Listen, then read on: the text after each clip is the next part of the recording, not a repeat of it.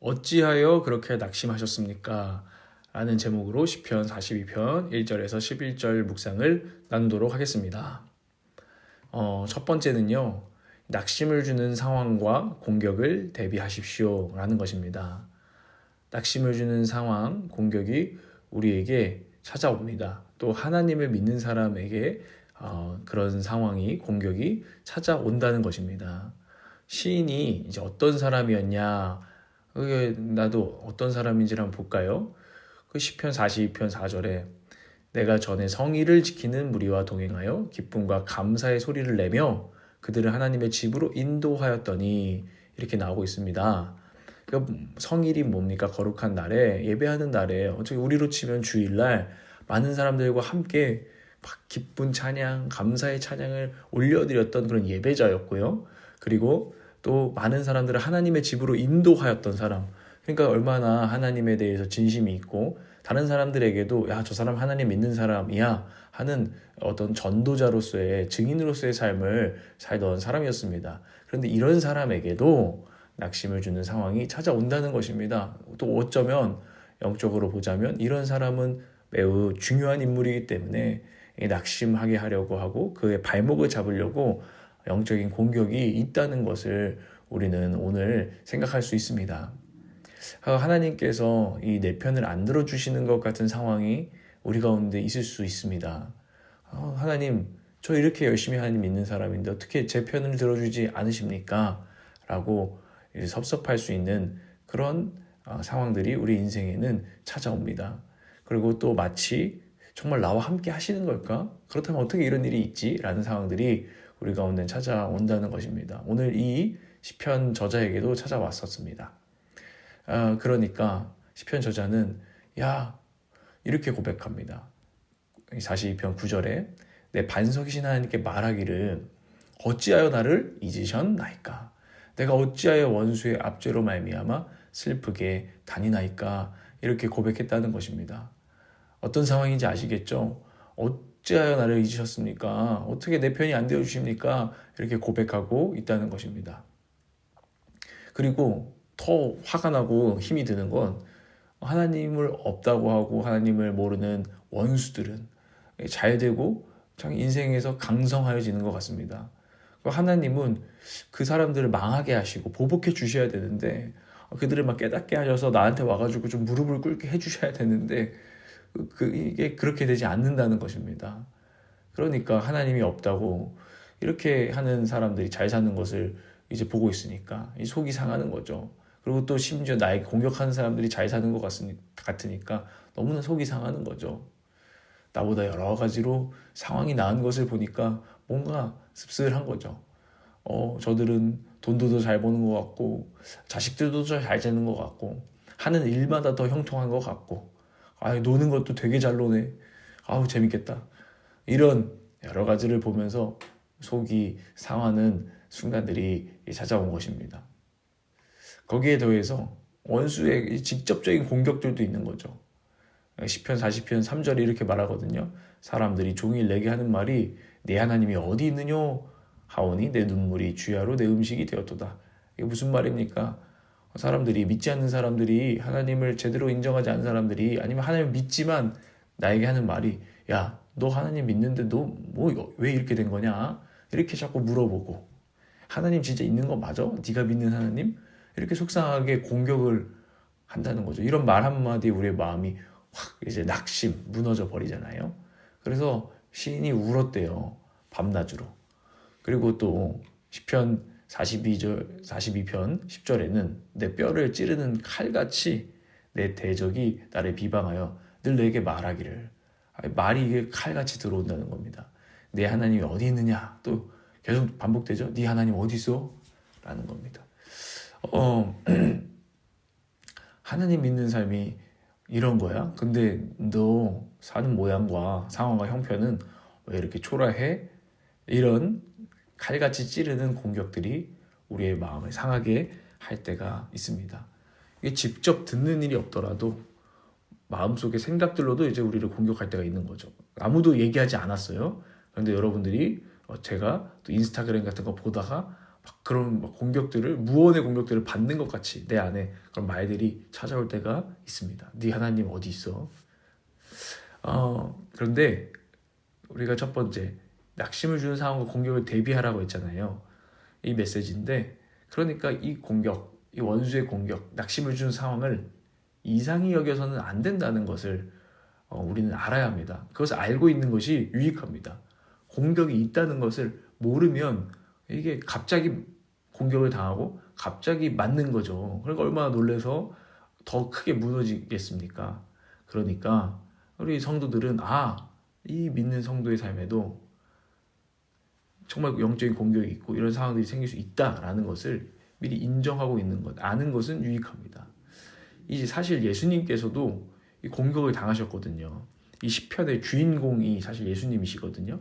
십자가에 달린 예수님께서 이렇게 달려 계시는데 정말 얼마나 옷이 다 벗겨지고 그 상황이 얼마나 낙심되고 좋지 않은 상황입니까?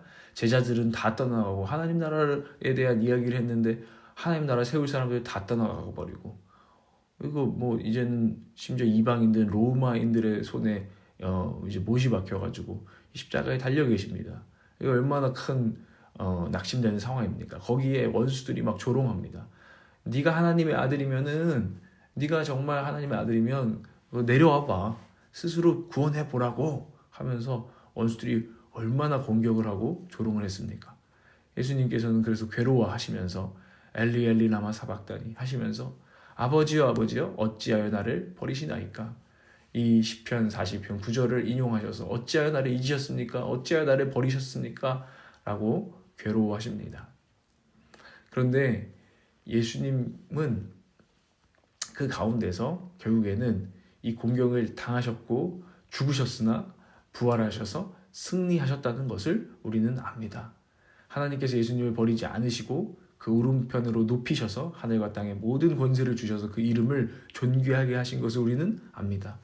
이제 예수님과 연합한 우리 주님과 연합한 우리는 이러한 승리에 참여한다는 것을 압니다. 그러므로 우리에게도 이런 공격이 있을 수 있다는 것을 알아야 합니다.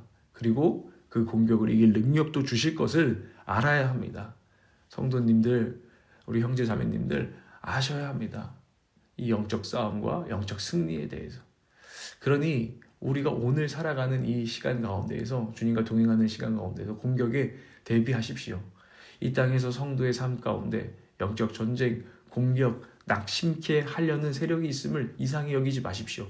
당신은 하나님의 중요한 사람입니다. 그래서 사단은 끊임없이 우리의 발목을 붙잡고 우리의 마음을 낭망하게 하여서 우리가 아무것도 못하게 무기력에 빠지게 할 것입니다. 그러나 알아야 합니다. 이것은 이상히 여길 일이 아니다. 그러니 주님이 주시는 능력으로 일어나야지. 영적 전쟁이다. 혈과 육으로 씨름하고 혈과 육으로 싸우지 않아야지. 영적으로 대응해야지. 이렇게 결정해야 한다는 것을 아십시오. 그러니 여러분 오늘 대비하라 라는 말씀을 여러분 그 음성을 듣고 반응하셨으면 좋겠습니다. 질문을 드립니다. 나는 어떤 공격을 받고 낙심하여 있습니까?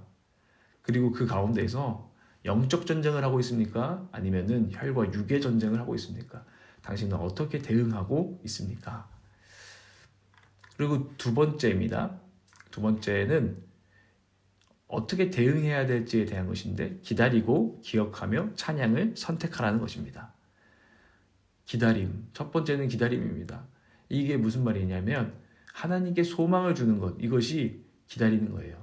시편 42편 11절에 내 영혼아 내가 어찌하여 낙심하며 어찌하여 내 속에서 불안해하는가. 너는 하나님께 소망을 두라. 나는 그가 나타나 도우심으로 말미암아 내 하나님을 여전히 찬송하리로다 라고 말씀하십니다. 아멘. 이것이 성숙한 성도가 결정해야 되는 태도입니다. 너는 하나님께 소망을 두라. 자기를 꾸짖으면서 내 영혼아 어찌 낙심하는가. 너는 하나님께 소망을 두라 하는 것입니다. 그런데 이 소망을 두라라는 것을 새벽역 성경이 이렇게 번역했습니다. 너는 하나님을 기다려라. 하나님께 소망을 둔다는 것은 하나님께 맡기고 기다려야 될 것을 기다리는 태도입니다. 내가 할 수 있는 것이 없다는 것을 인정하고 그럴 때는 기다리는 것입니다. 하나님께서 어떻게 하시는지 보자. 잠잠히 보자. 혈과 육으로 반응하지 않고 기다리는 것입니다. 이게 우리가 영적으로 반응하는 첫 번째 태도입니다. 기다리면 되는 일을 우리가 너무 망칠 때가 너무나 많습니다. 여러분 그런 것들을 경험하지 않으셨나요? 하나님께 그냥 맡기고 기다렸으면 될 일을 내가 한마디 더 했다가 내가 뭔가 뭐 한다고 했다가 망칠 때가 얼마나 많이 있습니까? 오버할 때가 우리가 얼마나 많이 있습니까? 여러분 좀 기다리십시오.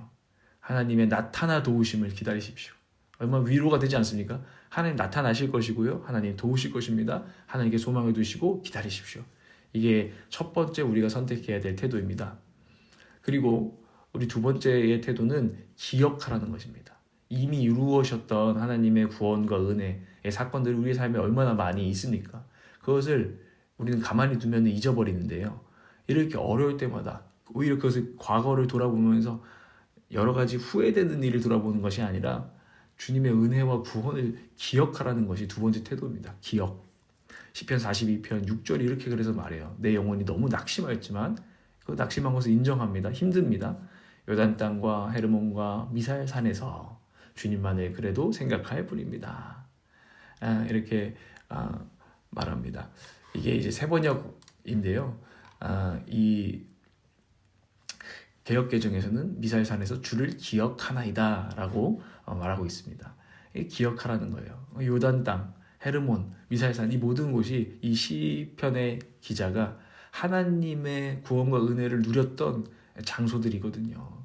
그러니까 그곳을 기억하면서 그때 나를 도우셨던 그 상황에서 나를 이끌어내셨던 다시 한번 승리를 주셨던 그 하나님을 기억하는 것. 그러면 힘이 다시 나고요. 다시 진짜 찬양이 샘솟기 시작하는 거죠. 찬양할 준비가 되기 시작해요. 맞아. 그 하나님의 은혜였어. 지금 생각하니까 진짜 놀라운 은혜였네. 이러면서 찬양이 이제 샘솟기 시작할 준비가 되는 것입니다. 두 번째 우리가 선택해야 될 태도가 뭡니까? 기억입니다. 기억. 오늘도 여러분 한번 좀 되돌아보면서 기억하세요. 또 기억해도 또 좋습니다. 또 그 얘기야? 아니요, 그게 좋습니다. 세 번째는 기다리고 기억한 다음에 찬양이 차오를 때 찬양하십시오. 근데 찬양한다는 것 묵상해 보는데요. 소리를 내서 찬양해야 됩니다. 입술을 해서 이 마음에 막 이제 찬양이 부풀어 오르는데 그 소리를 내는 것입니다. 찬양하십시오. 그러면서 입술로 하나님의 구원을 노래할 때에 우리는 영적인 승리를 미리 맛보는 찬양을 하게 될 것입니다. 그래서 낙심하지 아니하고 정말로 소망이 우리 가운데에서 막 빛을 발하고 우리 가운데 뿜어져 나오기 시작할 것입니다. 그러면서 승리가 이미 시작되고 맛보게 될 줄을 믿습니다. 이것이 성경이 가르쳐주는 세 가지죠. 기다리고 기억하고 찬양하는 오늘 우리가 선택해야 되는 대응입니다. 영적인 대응입니다. 여러분 오늘 우리 삶의 여러 가지 상황 가운데 낙심할 만한 어려운 상황들을 그것을 막 그냥 채색하고 막 색칠해서 무시할 필요 없습니다. 무시하지 말고 인정하십시오. 그러나 우리 그 상황 가운데 그 공격 가운데 기분과 감정에 굴복하지도 마시길 바랍니다. 영적으로 반응해 나가시기를 바랍니다. 또 저도 그렇게 살기를 원합니다. 정리하자면 어찌하여 그렇게 낙심하셨습니까? 라는 제목이었고요. 낙심을 주는 상황과 공격을 대비하십시오. 그리고 기다리고 기억하며 찬양을 선택하십시오. 라는 묵상을 나눴습니다. 여러분 함께 기도하고 살아가도록 하겠습니다.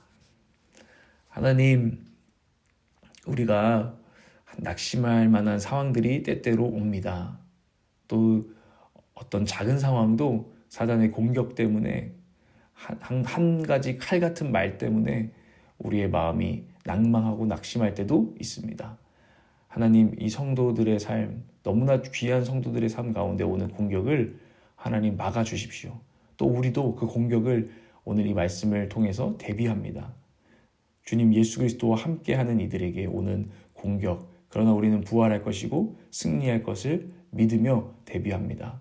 하나님, 그때마다 하나님, 우리는 주님께 소망을 두고 주님의 구원하심과 나타나심, 우리의 삶에 개입하심을 기다릴 것입니다. 주님, 우리는 그때마다 하나님께서 지금까지도 에베네셀의 하나님께서 지금까지도 이끌어 오셨음을 그 은혜들을 기억하며 찬양을 선포할 것입니다. 이 찬양의 무기로 하나님 정글 같은 이런 공격들을 끊어가고 헤쳐나갈 수 있도록 오늘도 역사하여 주시옵소서. 우리 성도들의 삶 가운데 동행하시는 하나님을 믿습니다. 예수 그리스도의 이름으로 기도합니다. 아멘.